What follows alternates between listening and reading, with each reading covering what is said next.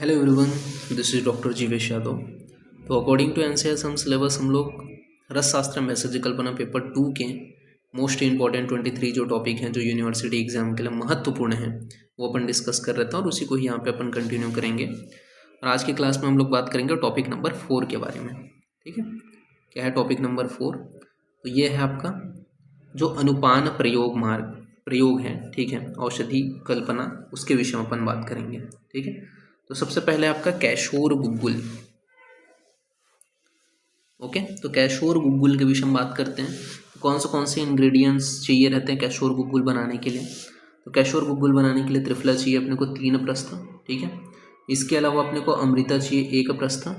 ठीक है, तो इनको अपने को लेना है। जल अपने को चाहिए आधा द्रोण और आपको गुग्गुल चाहिए 1 प्रस्थ। ठीक है, गुड़वती या फिर गुग्गुल का अपन पाक कर लेंगे। ठीक है, तो वो अपने को चाहिए रहता है। प्रक्षेप द्रव्य के रूप में अपने को त्रिफला चाहिए 2 पल, अमृता चाहिए 1 पल, त्रैभूषण चाहिए, ठीक है, 6 अक्ष, विडंग आधा पल, दंती 1 कर्ण और त्रिवित 1 कर्ण। ठीक है, गुटिका का जो साइज है वो 1 साण के बराबर होना चाहिए। अनुपान में अपन क्या है, वही सेम गुटिका बनाने की विधि जैसे मैंने लास्ट क्लास में बताया तो वैसे ही बनाना है अपने को। ठीक है, 1 साण के बराबर इसका प्रमाण होना चाहिए। अनुपान में अपन सुकोष्णाम्बु, पेया या मंजिष्ठाक्वाथ का प्रयोग कर सकते हैं। रोग अधिकार क्या है, कौन से डिसीज में प्रयोग कर सकते हैं? तो कुष्ठ हो गया, वात रक्त हो गया, त्रिदोष हो गया, व्रण हो गया, गुल्म हो गया, प्रमेह पीड़िका हो गया, प्रमेह हो गया, उदर हो गया, मंदाग्नि हो गया, कास हो गया, श्वेथु हो गया, पांडु हो गया, रसायन हो गया। ठीक है, इनमें इसका यूज़ किया जाता है। तो ये क्या है, आपका रोग अधिकार बताया गया। बात कर लेते हैं इसके। ठीक है, कौन से रोग में कौन से इसका अनुपान है। जैसे कि आपका बात करें नेत्र रोगों में, तो नेत्र रोगों में अपन वाशादिक्वाथ के साथ में इसका प्रयोग करते हैं। ठीक है, इसके अलावा गुल्म रोगों में वरुणादिक्वाथ के साथ में प्रयोग करते हैं। ठीक है, और व्रण तथा कुष्ठ में खदीर के साथ में इसका प्रयोग किया जाता है। जब आप इसका सेवन कर रहे हो तो क्या क्या अपथ्य है? तो श्रम करना, आताप का सेवन करना, मध्य हो गया, अम्ल तीक्ष्णता हो गया, अजीर्ण हो गया, क्रोध हो गया, ठीक है, व्यवाय हो गया। तो ये सभी अपथ्य बताए गए, तो ये आपको ध्यान में रखना है। फिर नेक्स्ट है आपका योगराज गुग्गुल। योगराज गुग्गुल बनाने के लिए क्या क्या चाहिए? ठीक है, तो सभी को अपने को 1 साण की मात्रा में चाहिए, सभी का एक एक साण। ठीक है, जैसे कि सुंठी, पिपली मूल, शव्य, ठीक है, चित्रक मूल, इसके अलावा आपका जो भर्जित हिंग है, ठीक है, जो भुना हुआ हिंग है, अजमोदा हो गया, सरसप हो गया, श्वेत जीरक और कृष्ण जीरक हो गया, रेणुका बीज हो गया, इंद्रयव हो गया, पाठा हो गया, विडंग हो गया, गज पिपली हो गया, कूटकी हो गया, अतिविषा हो गया, भारंगी हो गया, ठीक है, कुआ हो गया, मुरवा हो गया। सभी को अपने को एक एक साण लेना है। तो इस प्रकार से आपका टोटल 60 ग्राम हो जाएगा। त्रिफला अपने को 2 भाग लेना है। ठीक है, गुग्गुल अपने को इक्वल डालना है। ठीक है, और इसके अलावा अपने को और क्या क्या लेना है? तो वंग हो गया, रौप्य हो गया, नाग हो गया, लौह हो गया, अभ्रक हो गया, मंडूर हो गया, रस सिंदूर हो गया। इसने को अपने को 7 भाग लेना है। ठीक है, इस प्रकार से टोटल 48 ग्राम लेना है सभी को, सॉरी। तो टोटल कितना हो जाएगा आपका? 7 जो है 336 ग्राम, ये सारे हो जाएंगे। ठीक है, तो ये आपके मेटल्स हो गए। ठीक है, ये आपके इंग्रेडिएंट्स हो गए। त्रिफला इतना लेना है, 60 ग्राम लेना है। ठीक है, सॉरी 60 तो ईच का, तो यहाँ पे आपका कितने 120 आ जाएगा। ठीक है, मतलब 2 भाग लेने हैं, सॉरी। इसके अलावा आपका इक्वल अमाउंट में बाकी को गुग्गुल को अपने को लेना है। ये योगराज गुग्गुल के लिए बताया गया है। ठीक है, तो इस प्रकार से आपका 696 ग्राम होते हैं। गुग्गुल की गुटिका जो है वो अपने को बनाना है 1 साण की मात्रा में, और इसका जो प्रयोग है वो अपन त्रिदोष में, रसायन में के रूप में अपन इसका कर सकते हैं। मतलब त्रिदोषज्ञ होता है और रसायन के रूप में इसका प्रयोग किया जाता है। कौन से डिसीज में प्रयोग कर सकते हैं? तो जैसे वातज रोग हो गया, कुष्ठ हो गया, प्रमेह हो गया, नाभिशूल हो गया, अर्श हो गया, आमवात हो गया, ग्रहणी हो गया, भगंदर हो गया, गुल्म हो गया, अपस्मार हो गया, मंदाग्नि हो गया, श्वास कास हो गया, ठीक है, वजीकरण हो गया। तो इनमें इसका यूज़ किया जाता है। अनुपान बात कर लेते हैं अब रोगानुसार अनुपान। ठीक है, जैसे कि अपन बात करें वात रोग में, तो वात रोग में इसका जो अनुपान है वो रसनादिक वात है। पित्तज रोग में इसका जो अनुपान है वो कौकल्यादिक वात है। कफज रोग में इसका जो अनुपान है वो आरक्वदादिक वात है। प्रमेह रोग में जो इसका अनुपान है दारुहरिद्रा है। पांडु रोग में जो इसका अनुपान है गोमूत्र है। मेदोवृद्धि में जो इसका अनुपान है मधु है। कुष्ठ में जो इसका अनुपान है निम्बत्वक है। वात रक्त में जो इसका अनुपान है गुड़ुचि है। शोथ व शूल में जो इसका अनुपान है वो पिपली है। मूषक विष में जो इसका अनुपान है पाटलत्वक है। नेत्र व्याधि में इसका जो अनुपान है वो त्रिफल है। उदर रोग में जो इसका अनुपान है पुनर्नवादी है। तो ये आपको अनुपान को याद रखना है। फिर नेक्स्ट है आपका नारायण चूर्ण, ठीक है। तो चूर्ण कल्पना के अंतर्गत आते हैं। नारायण चूर्ण बनाने के लिए क्या क्या चाहिए, तो ये इनके इंग्रेडिएंट्स हैं 25 लगभग। तो चित्रक, त्रिफला, व्योश, ठीक है, जीरक हो गया, हपूष हो गया, इसके अलावा वचा हो गया, यवानी हो गया, पिपली मूल हो गया, शतपुष्पा हो गया, अजगंधिका हो गया, अजमोदा हो गया, सटी हो गया, धान्य हो गया, वायविडंग हो गया, स्थूल जीरक हो गया, स्वर्णशिरी हो गया, पुष्कर मूल हो गया, यवछार हो गया, सर्जी क्षार हो गया, पंचलवण हो गया, कुष्ठ हो गया, ठीक है। तो ये सारे इसके इंग्रेडिएंट्स हैं, ठीक है। अब इसको क्या है, सबको समान यानी कि इंद्रयावण के जड़ के बराबर लेना है, ठीक है। इसके अलावा त्रिविध को 2 भाग लेना है, दंती मूल को 3 भाग, और आपका जो सतला है उसको 4 गुना लेना है, ठीक है। और नारायण चूर्ण का जो है इस प्रकार से निर्माण किया जाता है। तो ये इंग्रेडिएंट्स को आपको याद रखना है, ठीक है। नारायण चूर्ण जो है वो अपन विरेचन के लिए अपन प्रयोग करते हैं। और इसका रोगाधिकार क्या है, तो और इसका रोगाधिकार जैसे आपका बताया गया है कि सर्व रोग प्रशमनम बताया गया इसको, ठीक है। सभी रोग का प्रशमन करते हैं। हृदय रोग में प्रयोग करते हैं, पांडु रोग में प्रयोग करते हैं, कास हो गया, श्वास हो गया, मंदाग्नि हो गया, भगंदर हो गया, ज्वर हो गया, कुष्ठ हो गया, गल ग्रह हो गया, ठीक है, तथा दुष्ट व्रण हो गए, इनको में प्रयोग किया जाता है। जैसे कि अगर आद्यमान में इसका प्रयोग कर रहे हैं तो इसका अनुपान क्या होगा, सूरदारी होगा। गुल्म में प्रयोग कर रहे हैं तो बेर का क्वाथ हो गया। वीड़ भेद में इसका प्रयोग कर रहे हैं तो दधिमस्तु यानी कि तक्र के साथ प्रयोग करते हैं। अजीर्ण में प्रयोग कर रहे हैं तो उष्णम्बु के साथ प्रयोग करते हैं। परिकर्तिता में प्रयोग कर रहे हैं तो वृक्षाम्ल के क्वाथ के साथ प्रयोग करते हैं। उदर रोग में प्रयोग कर रहे हैं तो उष्ट दुग्ध तक्र या गोदुग्ध के साथ प्रयोग करते हैं। वात रोग में प्रयोग कर रहे हैं तो प्रसभा के साथ प्रयोग करते हैं। अर्श में प्रयोग कर रहे हैं तो दाड़िम क्वाथ के साथ प्रयोग करते हैं। स्थावर व जांगर विष में घृत के साथ में इसका प्रयोग किया जाता है। तो ये आपको ध्यान में रखना है, ठीक है। फिर नेक्स्ट है आपका रस सिंदूर। तो रस सिंदूर के इंग्रेडिएंट्स यहाँ पे बताया गया। समान भाग गंधक वाला जो है अपने को लेना है, समान भाग गंधक लेना है, ठीक है। और पारद 8 तोला, तो पारद 8 तोला हो गया, गंधक 8 तोला हो गया, ठीक है। और 9 सागर होता है, ठीक है, 9 सागर लिख दिए इन्होंने, 9 सागर, ठीक है, वो 2 तोला। और बीजौर नींबू आवश्यकता अनुसार भावना के लिए सेम है। रस सिंदूर आपको ऑलरेडी पता है, ठीक है, बता चुका है मैंने कैसे बनाते हैं। कुपिपक्व रसायन के द्वारा बनाया जाता है। अपने को मेन चीज़ यहाँ पे पढ़ना है, इसका अनुपान 125 mg इसका मात्रा है, ठीक है। अनुपान है मधु है। कौन से रोगानुसार अनुपान अपन देख रहे थे, ठीक है। तो ये चीज़ को थोड़ा ध्यान रखना।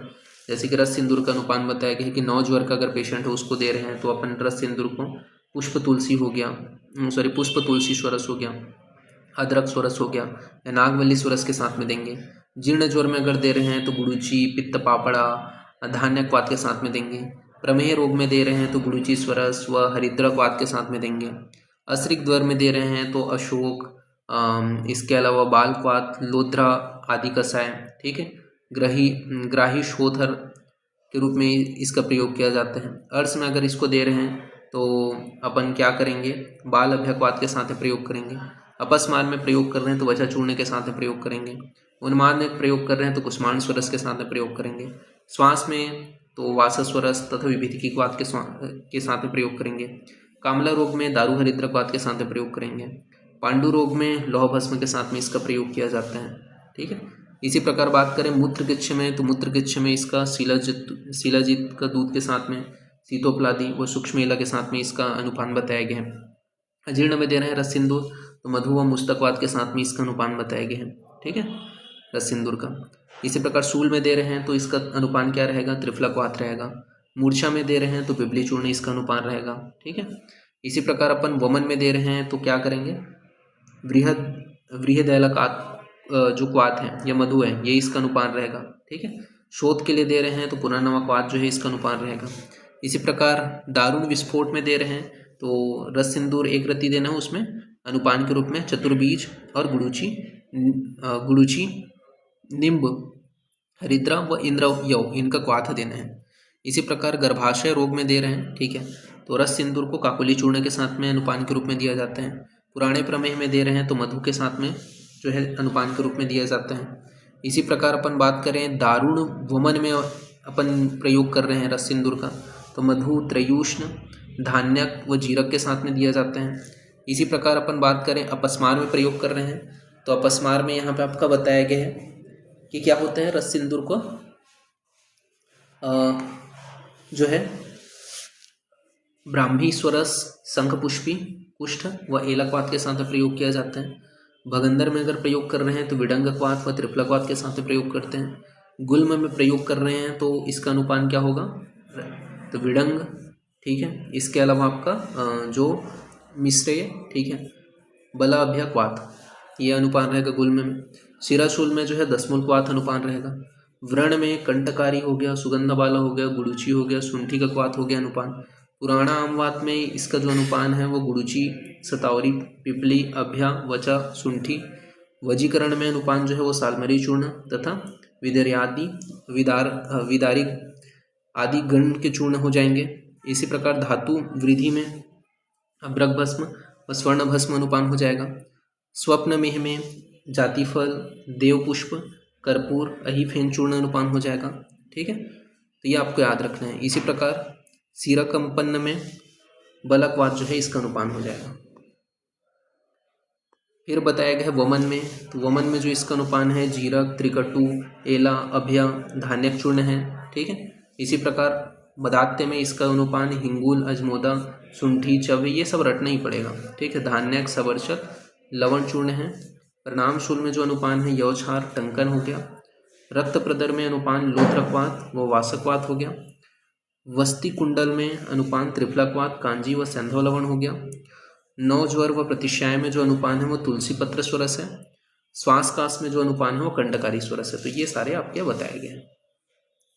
फिर बात करते हैं रस परपट्टी के विषय में, ठीक है। तो रस परपट्टी निर्माण की विधि आपको पता ही है, ठीक है। मेन चीज़ यहाँ पे अपन देखते हैं जो मेन टॉपिक है रोगानुसार अनुपान। तो रस परपट्टी का जो प्रयोग है वो उन्माद में अपन प्रयोग कर रहे हैं, ठीक है। रस परपट्टी दे रहे हैं तो अनुपान क्या रहेगा, रासना, मूल चूर्ण व गोखरी। इसी प्रकार अपस्मार में जो अनुपान देंगे, ठीक है, वो ब्राह्मी स्वरस रहेगा रस परपट्टी में। इसी प्रकार दुख शांति ग्रहणी में अपन अनुपान जो है वो हींग तथा श्वेत जीरक चूर्ण का प्रयोग करेंगे। उन्माद में जो अनुपान है वो धातुर्बीज चूर्ण होगा। अपस्मार में जो अनुपान है वो त्रिकटु चूर्ण व निम्ब पत्रत्वक होगा। शोथयुक्त पांडु में जो अनुपान है वो गुग्गुल चूर्ण है। उदरशूल में जो अनुपान है वो एरंड बीज तैल है। अर्श में जो अनुपान है वो गोमूत्र है। कुष्ठ में जो अनुपान है वो नीम पंचांग व शुद्ध बल्लातक बाकुची है। वातज ज्वर में जो अनुपान है वो दशमूल कषाय है। कब्जन्य जो ज्वर कास है उसमें त्रिकटु जो चूर्ण है वो अनुपान बताए गए हैं। इसी प्रकार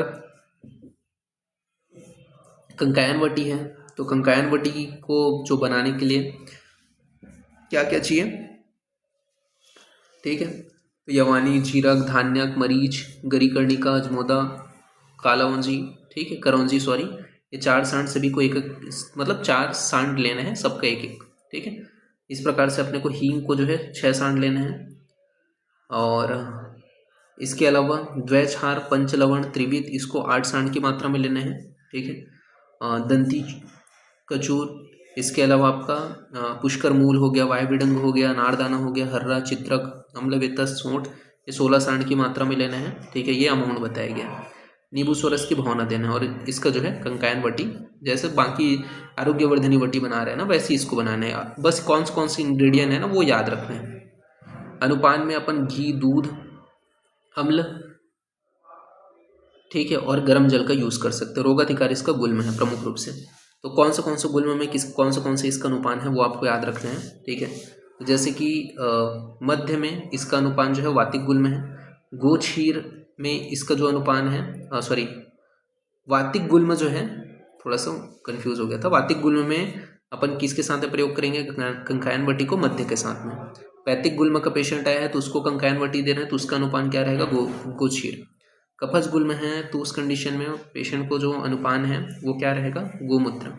त्रिदोषज गुल्म है तो उसमें अपन कंकायन वटी दे रहे हैं तो उसका अनुपान क्या रहेगा, दशमूलकवात। रक्तज गुल्म में अनुपान क्या रहेगा, तो उष्ट्रादि दुग्ध।